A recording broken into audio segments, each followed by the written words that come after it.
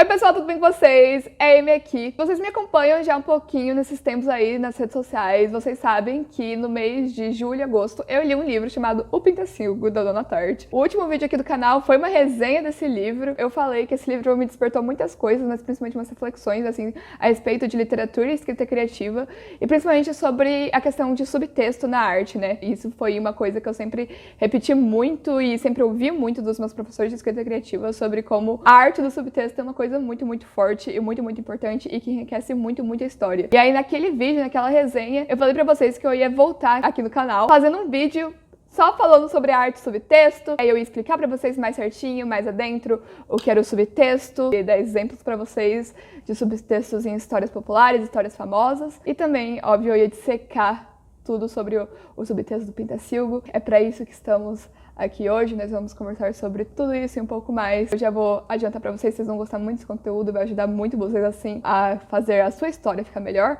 Então, por favor, já deixa o seu like, se inscreve aqui no canal e bora lá. Eu vou dar exemplos de várias histórias diferentes e nisso eu vou acabar dando spoilers dessas histórias.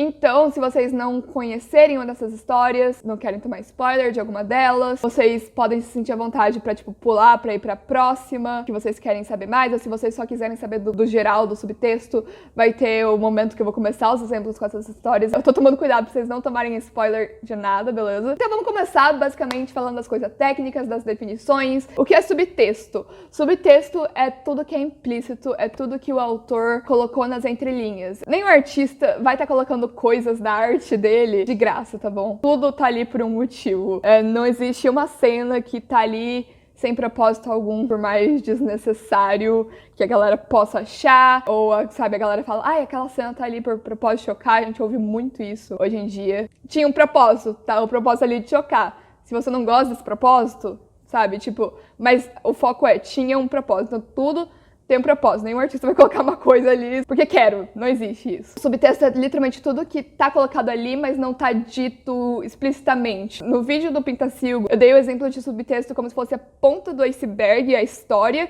e o subtexto é todo o gelo que tá por baixo do mar. Normalmente os subtextos, eles vão ter um significado a mais, vão estar ali escondendo tesouros, vamos dizer assim. Eles vão estar sugerindo desejos, eles vão estar revelando negações, eles vão estar revelando objetivos ocultos. Normalmente são sempre as histórias que mais ficam na cabeça das pessoas, são as cenas mais impactantes, sabe, em uma coisa tipo de cultura pop, assim, então eu vou dar exemplo de tudo isso. A gente tem sempre também falado dos tipos de subtexto, vou deixar o link do que eu vi traduzido disso, mas a gente tem subtextos físicos, verbais e mentais. Não quer dizer que uma cena vai ter só um ou outro, sabe, mas a gente pode distinguir, dissecar e montar em esses três subtextos. Então, a gente tem o físico, que normalmente é o corpo, são ações fazendo alguma coisa enquanto o personagem tá dizendo outra, pode estar acrescentando, pode estar revelando o oposto. Você usa ações do seu corpo, você usa ações físicas, basicamente, para intensificar ou modificar, revelar o significado por trás de seja lá o que está acontecendo na cena.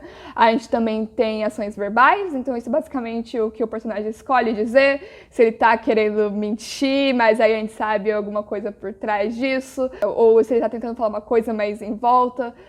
Então a gente tem isso verbal. O verbal, ele é muito importante, é uma coisa que a gente conversa muito sobre subtextos em diálogo, por exemplo, porque, vamos combinar, galera, no mundo real, ninguém fala o que quer dizer. Uma das grandes críticas que eu vejo, na verdade, em muita coisa da literatura, é que a galera fala, nossa, se esses personagens simplesmente conversassem, se esses personagens simplesmente falassem o que eles querem falar. E eu entendo isso e eu acho que é muito fácil a gente, como uma perspectiva de leitor, a gente se colocar pra fora da história.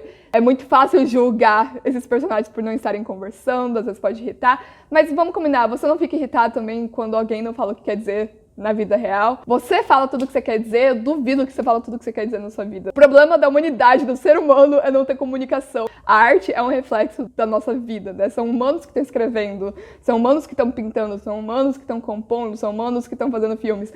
Então a gente está sempre refletindo as nossas experiências como seres humanos. Então é claro que vai ter personagens que não se comunicam, porque é isso é o segredo do diálogo. E normalmente quando a gente coloca um diálogo muito honesto, muito na cara, muito mastigado, assim, na mão, não é legal e às vezes nem soa natural, sabe? E aí a gente tem os subtextos mentais, que são subtextos que eles normalmente são reflexões de um personagem, normalmente a gente vem aí muito pra, tipo, às vezes até um narrador não confiável, reflexões, às vezes, por exemplo, eu vi nesse site, você tá refletindo sobre, meu Deus, tô com muito cabelo branco, e aí você começa a refletir sobre como você tá velha, assim, mas na verdade é tudo um sinal de, tipo, meu Deus, que saudade da época antiga, sabe? Então, tipo, isso é meio que sinais de subtextos mentais. Então agora a gente vai começar com os exemplos de subtexto, então é aqui que eu vou avisando vocês a cada história que vai começar e também vai ter os timestamps, assim, no vídeo. Então, se vocês não querem saber de spoiler de uma história, vocês podem ir pra outra, beleza? Então, eu vou dar exemplos e aí eu vou apontando cenas de determinadas obras. Eu vou falar tanto do audiovisual quanto da literatura. Eu vou falar de clássicos, vou falar de cultura pop, beleza? E depois, no final, a gente vai pra Pintacilgo e vai ser um momento Pintacilgo. Conversar sobre uma matéria que eu vi que eu acho muito importante, sobre todo o subtexto de Pintacilgo. Então, vai ser o momento mais longo desse vídeo, vou tentar fazer ele ser a metade do vídeo pra lá. Então, vamos começar com Call Me By Your Name, Me Chame Pelo Seu Nome. Apesar de que eu vou falar que o livro do André Aciman é um livro inteiramente de subtextos, eu vou dar mais exemplos do filme aqui, porque eu quero também apelar pro audiovisual e pras imagens. E o filme é igualzinho o livro. Se você não quer saber de spoiler de Me Chame Pelo Seu Nome, você pode pular agora pra próxima história. Mas agora a gente vai conversar de algumas cenas aí. Grande parte dessas histórias que eu tô falando tem vários momentos de subtexto, mas eu escolhi alguns específicos, beleza? O primeiro que eu quero falar aqui é da cena em que o Hélio tá observando o Oliver a dançar.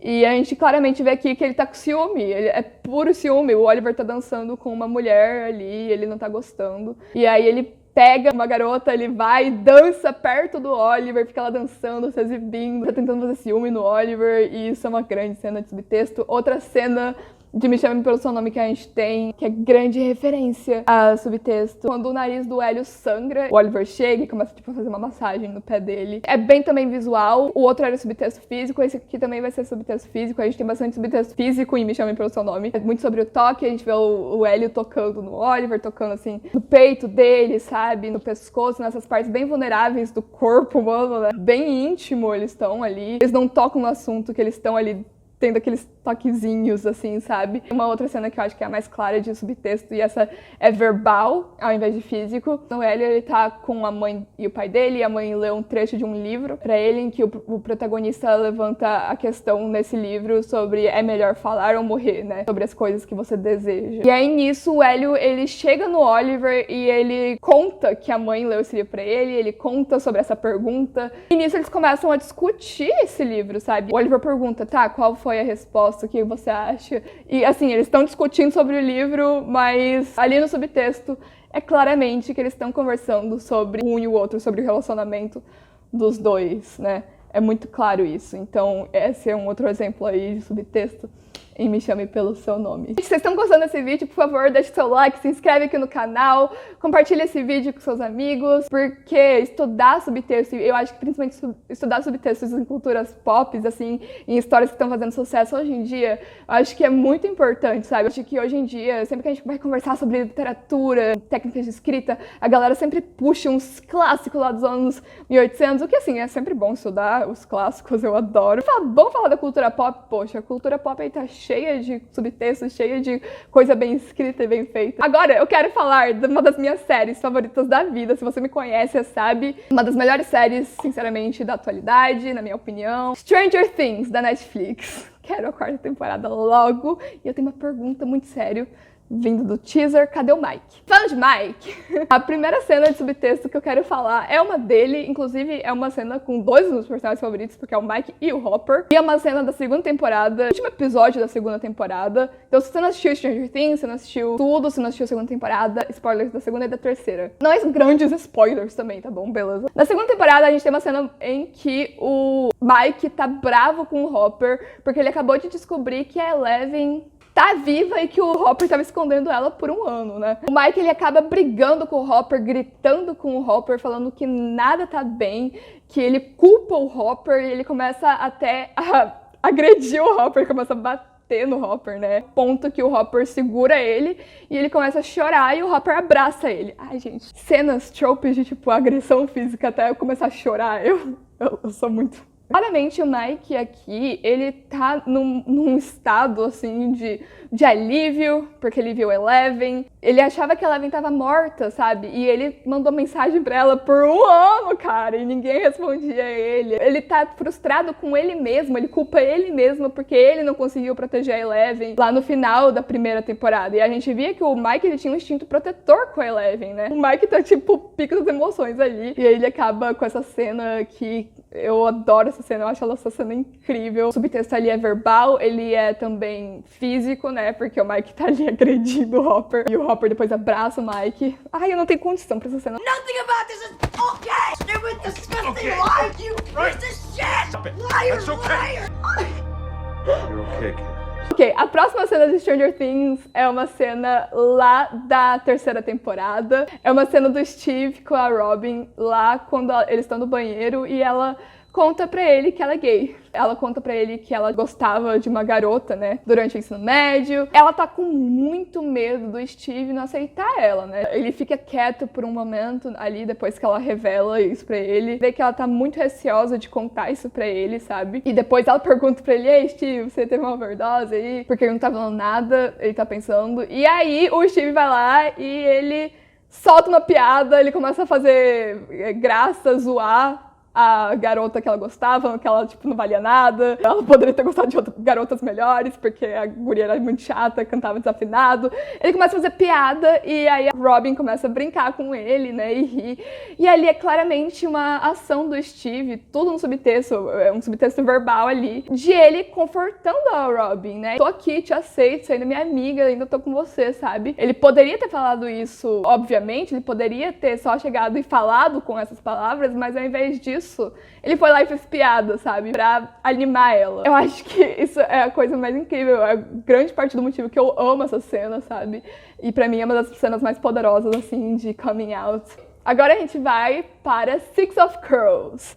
Aqui eu vou conversar de Six e de Crooked Kingdom, tá? A duologia. É lógico que eu tinha que conversar sobre Six of Crows. Mas eu quero conversar aqui mais especificamente sobre o relacionamento do Cass e da Inej. E isso é muito interessante, por causa que eu lembro que eu tava em live lá na Roxinha, já me segue na Roxinha, pode me seguir lá na Roxinha. Eu tava conversando sobre romance, né, na literatura, e eu falava que eu não gostava muito, eu achava que Six of Crows tinha as melhores histórias de romance, principalmente do caso da Inej, eu achava que era tipo um romance incrível dos dois. Alguém falou no chat que nem tinha romance direito, que nem falavam eu te amo. O motivo que eles não falam eu te amo com as palavras óbvias eu te amo é grande parte, inclusive, do motivo que eu amo esses dois, e eu acho que eles são aquele romance muito bem construído, sabe? Eles não precisam falar eu te amo pra falar eu te amo.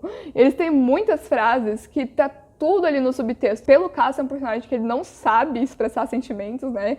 Ele tem aquela armadura dele ali, a gente tem que sempre estar lendo nas ações dele. Tem um trabalho árduo de ler o Cass nas entrelinhas pra entender ele e as ações dele, né? O Cass, ele claramente mostra como ele ama e confia na Inej. Quando é só com ela que ele tira as luvas e deixa ela ver, permite que ela toque nele, por mais que ele tenha angústia, sabe? Por mais que ele passe mal com ela tocando nele, ele permite ela. Ele volta por ela lá em Six of Crows e ela fala, você voltou por mim? E ele, eu protejo meus investimentos. Toda vez que ele chama ela de investimento, ele tá querendo falar que ele ama ela, que ele gosta dela, sem falar. Tem a frase famosa dele em Crooked Kingdom, quando a Inej questiona se ele teria ido por ela, né, salvar ela. Mas aí ele fala, eu teria ido por você ir, se eu pudesse andar, eu rastejaria até você ir. Como pesa essa frase, eu rastejaria até você se eu não pudesse andar, porque ele é um personagem que tem uma deficiência física, sabe? Ele anda com uma bengala. A cena do banheiro é uma cena incrivelmente carregada de subtexto, aquela famosa cena, por isso que é uma cena tão boa, todo mundo ama, porque, cara, o máximo que a Inej fala naquela cena é go on.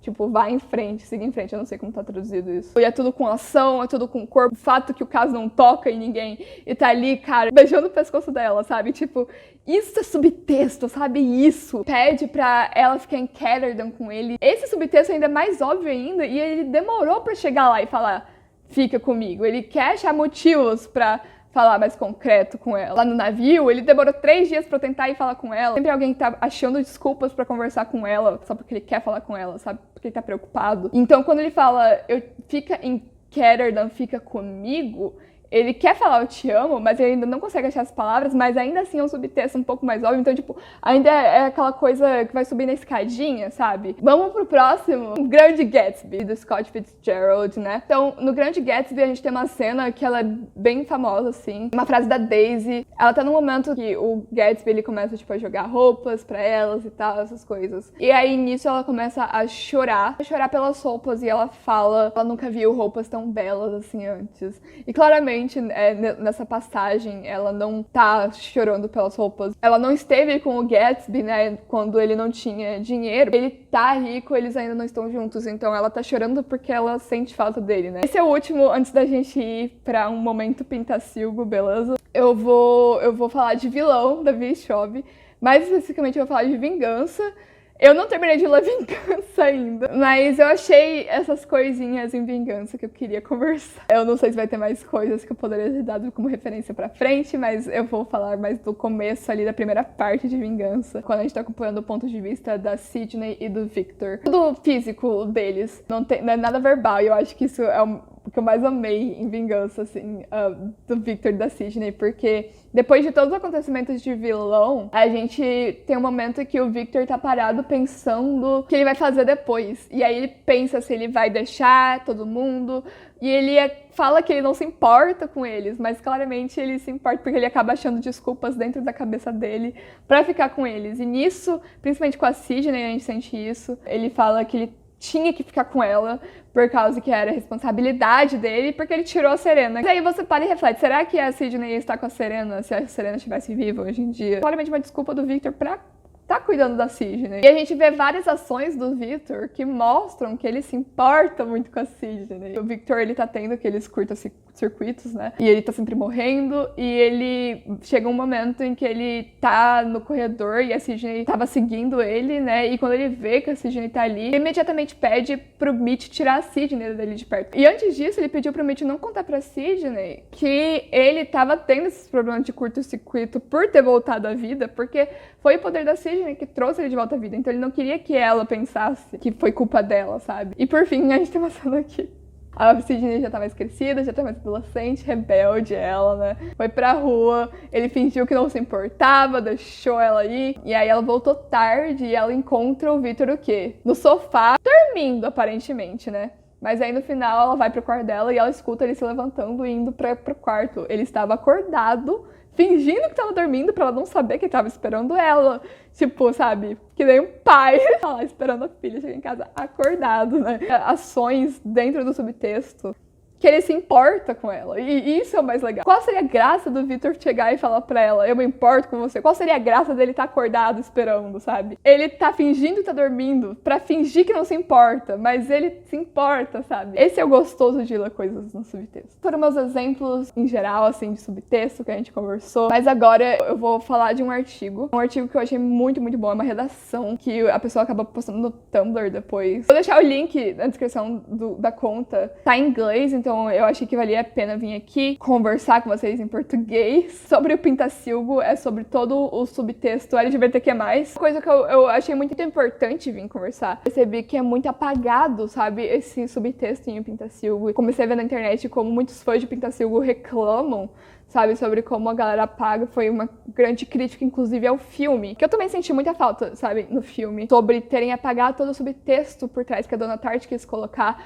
Quando a gente tava na discussão, levantaram a questão sobre ser queerbaiting, sabe? E eu fiquei tipo, cara, isso não é queerbaiting. O livro é claramente queer, sabe? Tipo, tem todo um subtexto queer por trás, toda uma temática, todo um subplot praticamente, sabe? Não, a gente tem que conversar sobre isso, sabe? Porque faz grande parte do motivo que eu amei esse livro. Então é claro que a gente vai estar conversando aqui sobre o Boris e o Theo, esses dois personagens que são os protagonistas do subplot homorromântico de O Pintacilgo. Eu falei isso na minha resenha de Pintacilgo e eu volto aqui explicando que o Theo e o Boris, independente de ser romântico ou não, eles são o relacionamento principal desse livro. E isso é, tipo, mais do que óbvio, sabe? É a agência do Boris, é todas as ações do Boris, inclusive, nem só do Theo, que puxam o plot adiante. Desde o momento em que o Boris rouba a pintura do Theo e depois ele volta anos depois procurando o Theo pra levar ele pra Amsterdã pra recuperar a pintura, ele que faz todo esse arco aí que leva o clímax, sabe, da história. Então, o relacionamento deles é o importante. O fato de o relacionamento deles já ser o principal da obra já traz o subtexto por trás do relacionamento LGBTQ+, deles. Constrói tanto pegar o plot principal e juntar ao subplot que a gente vai ver e dissecar tudo aqui nesse vídeo, como deixa o livro muito mais rico no clímax, sabe?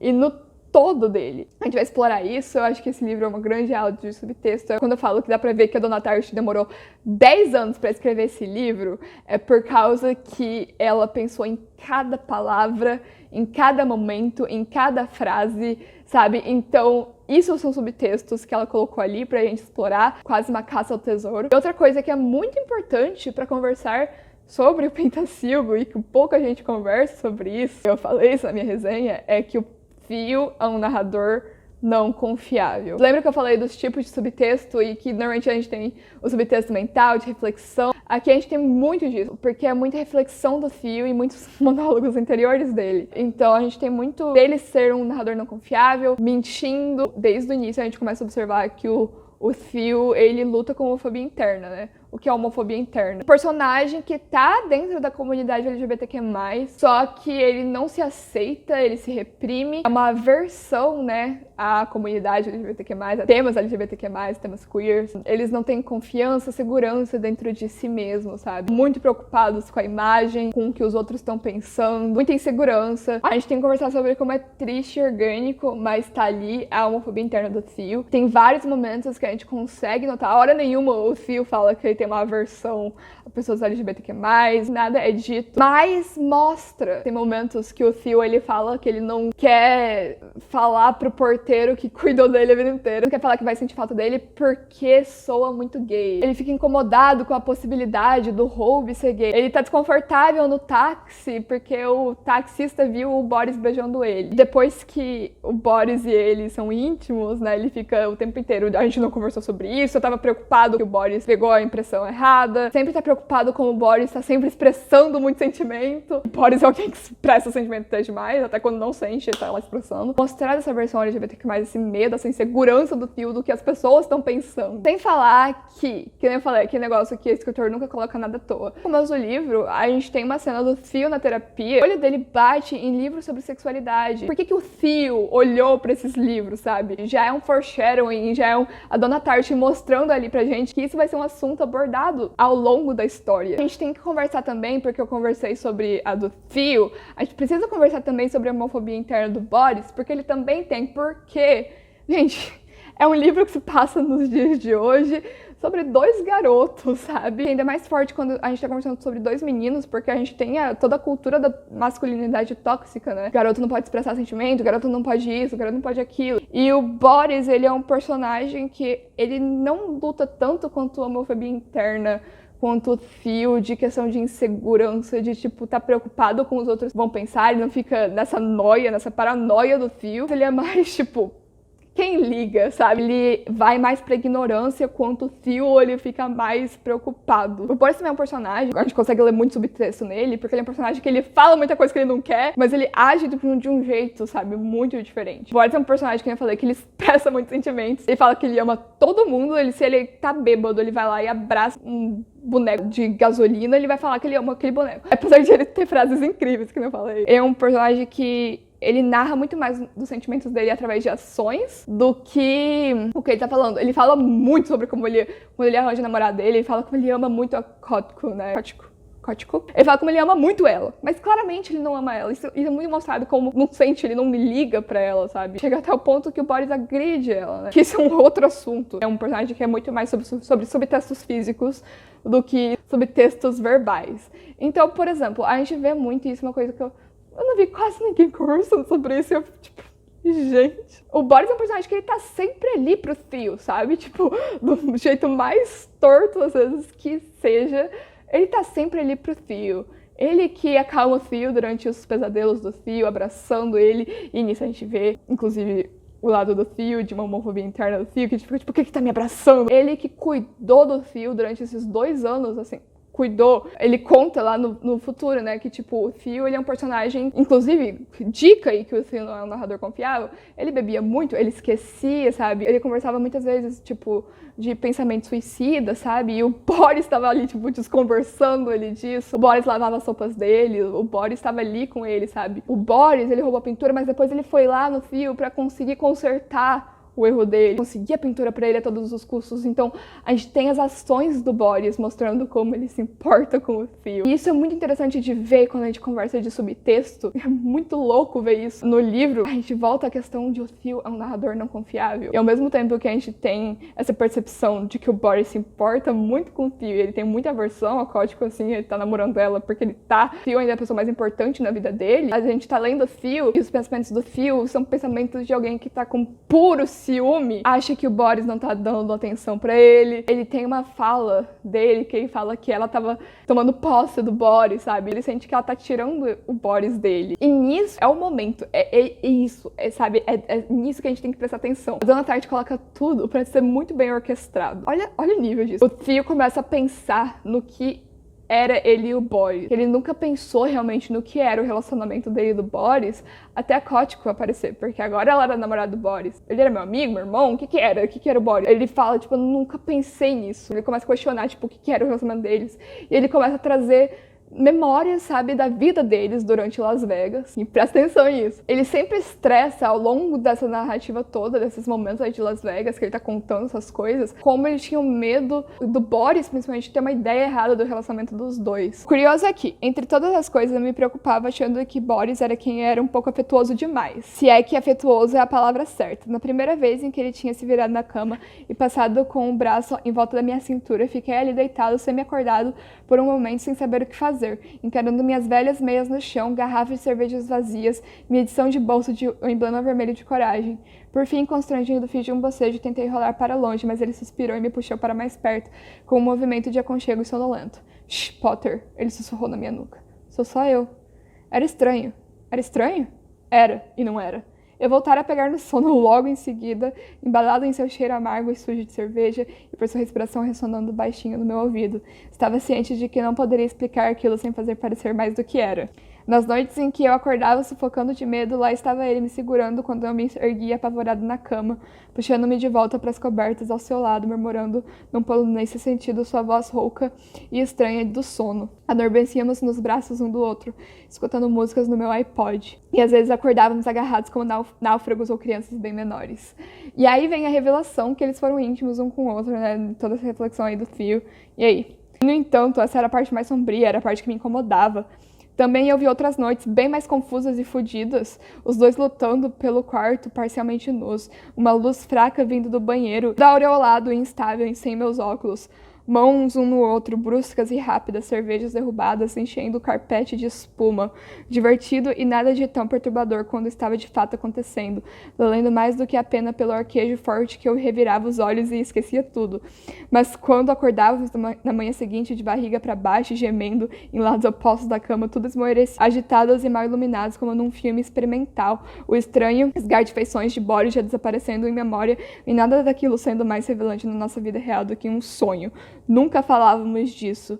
Não era bem real. E enquanto nos aprontávamos para a escola, atirávamos sapatos, espirrávamos água um no outro, tomávamos aspirina para a ressaca, ríamos e fazíamos piada o tempo todo até o ponto de ônibus. Eu sabia que as pessoas iam ficar com a ideia errada se soubessem. Não queria que ninguém descobrisse e sabia que Boris também não, mas ao mesmo tempo ele parecia tão completamente despreocupado que eu tinha quase certeza de que aquilo não renderia mais do que uma risada. Não era nada para levar a sério demais ou com o que se preocupar. E, no entanto, mais do que uma vez perguntei-me se deveria tomar coragem e dizer algo, estabelecer uma espécie de limite, deixar as coisas claras para ter certeza absoluta que ele não tinha ficado com uma impressão errada. Mas o momento não chegou. Agora não fazia sentido falar algo e criar um constrangimento sobre a coisa toda, embora esse fato não me servisse de grande consolo. Essa cena é um grande marco, assim, sabe? Tipo, que vem essa revelação sobre o relacionamento dos dois e que o assunto morreu porque o Theo não conversou sobre isso, porque o Theo não quis conversar com o Boris, porque o Theo assumiu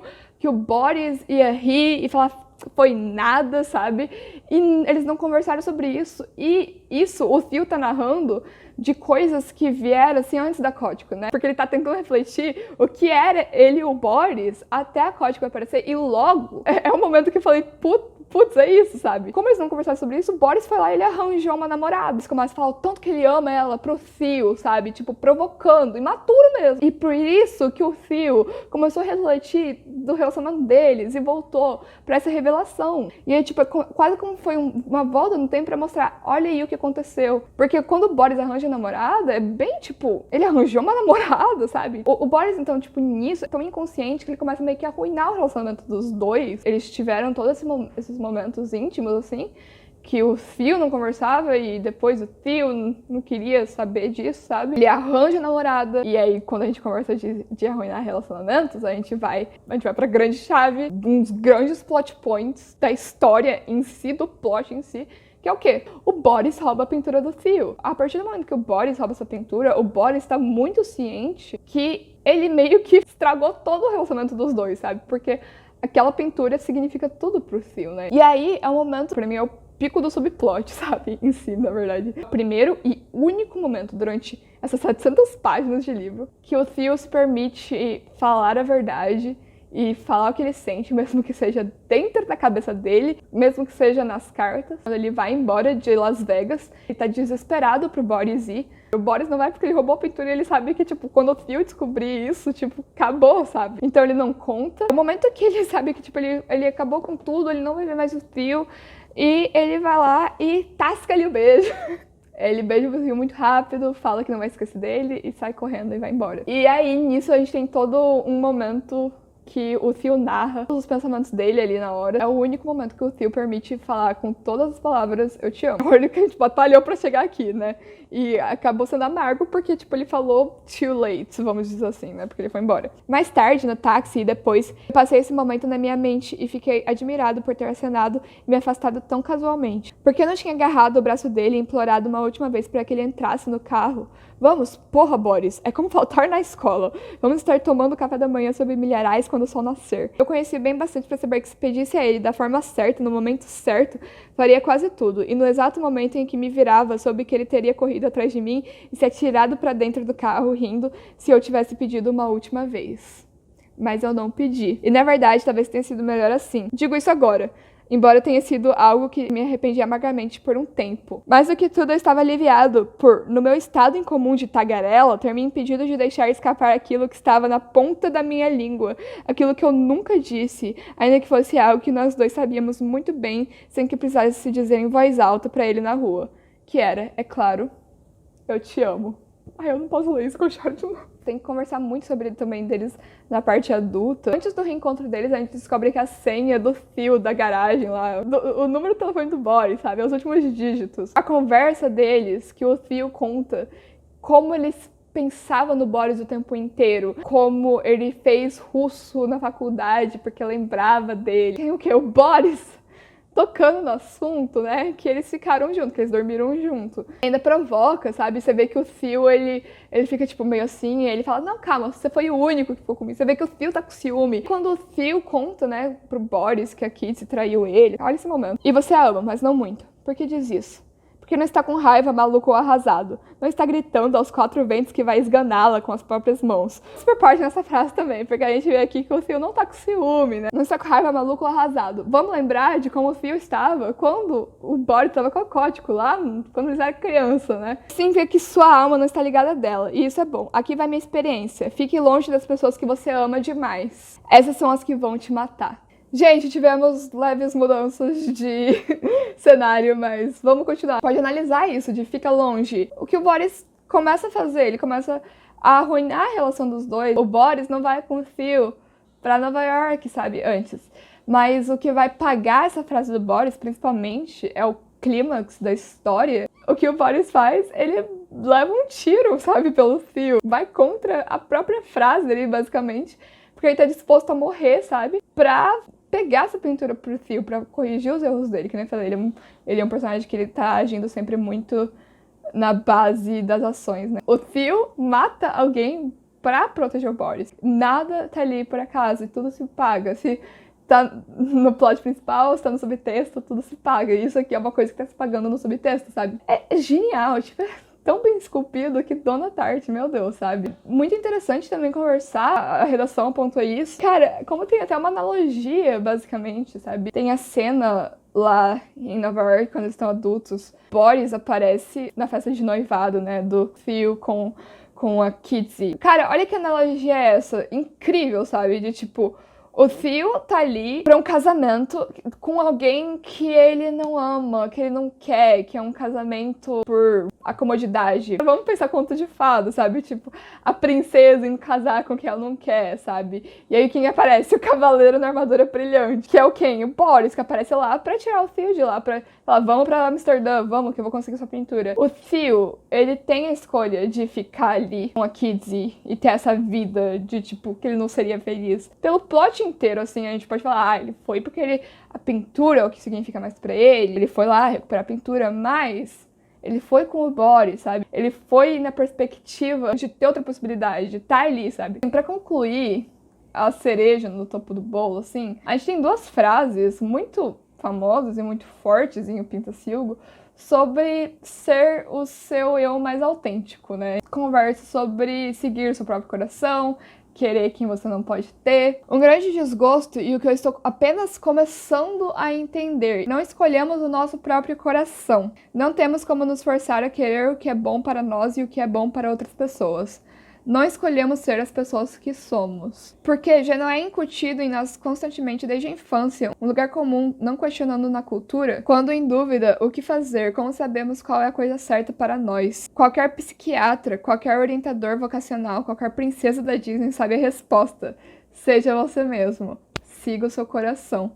Mas tá aí o que eu realmente queria que alguém me explicasse. E se alguém por acaso tem um coração que não é confiável? E se o coração, por seus próprios motivos insondáveis, afasta deliberadamente a pessoa? O melhor é se afastar, tapar os ouvidos com cera, ignorar toda a glória perversa que seu coração está gritando pra você, pôr-se num rumo que vai te levar devidamente à norma? Ou como Boris, o melhor é se jogar de cabeça, rindo na fúria santa, gritando o seu nome. Não podemos escolher o que queremos e o que não queremos, essa é a dura, solitária verdade. Às vezes queremos o que queremos, mesmo sabendo que isso vai nos matar. Não podemos escapar de quem somos. Então, gente, né, eu acho que eu não preciso dizer mais nada. Pessoalmente, eu acho que ignorar todo esse subtexto do Pintacilgo faz perder grande parte do que esse livro é, sabe? Tem esse subtexto caminhando junto com o texto em si, sabe? De bons dados, acrescentando, sabe? Tanta coisa profunda.